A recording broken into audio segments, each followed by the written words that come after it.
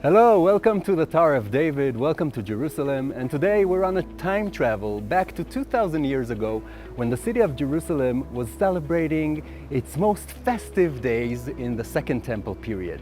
There are 3 times in the Jewish year that the city is a little extra festive. We're talking about the 3 major pilgrimages to Jerusalem. Yes, that's right, Passover, Shavuot, and Sukkot. They tell that in these times in Jerusalem 2,000 years ago, the city would actually double in size because there were hundreds of thousands of visitors coming into the city in order to take part in the celebrations. The people of Jerusalem would gladly open their houses to the thousands and hundreds of thousands of visitors coming into Jerusalem to take part in the festivities so that nobody is left without a place to rest after the very long journey to Jerusalem.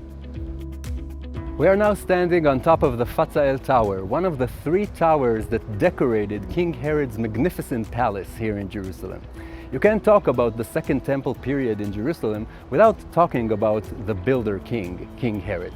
They say that during those times, you could stand on this balcony and watch over to the Temple Mount and see the hundreds of thousands of pilgrims making their way up to the Temple Mount, up to the temple, which stood where the Golden Dome stands today.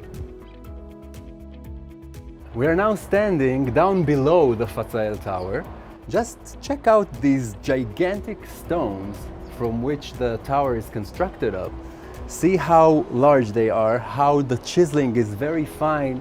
This is a landmark, it's a staple of King Herod. Do these stones look familiar to you? Yes, that's right. These are the same type of stones that were used to build the Western Wall, one of the 4 walls that made up the huge platform on top of which the Second Temple stood.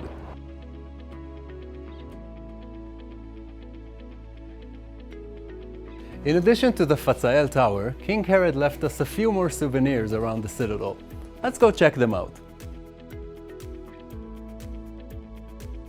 Among the souvenirs that King Herod left us here in the citadel is the royal pool in which I'm standing right now, as well as the foundations of the palace, which were excavated inside the Kishle building not too far from here.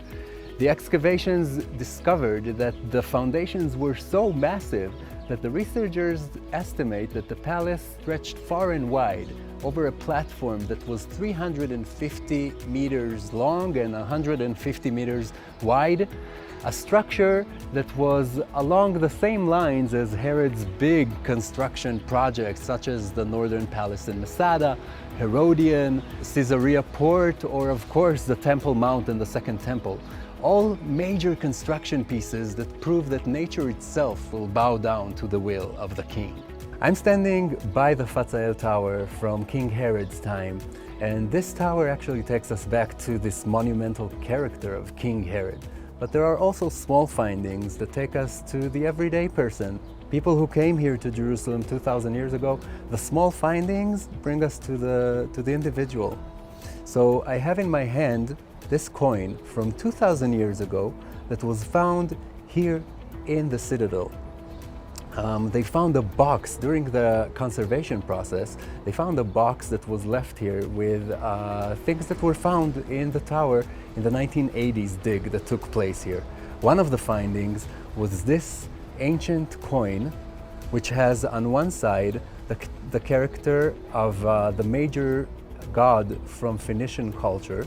On the other side, this image of an eagle, meaning that this is the shekel of Tyre, meaning it's not from the land of Israel, it's from far away, and it's from the Second Temple period. This was mentioned in the rabbinical texts, in the Talmudic writings, as the coin which was used by the pilgrims to pay for the communal sacrifice, the half-shekel temple tax.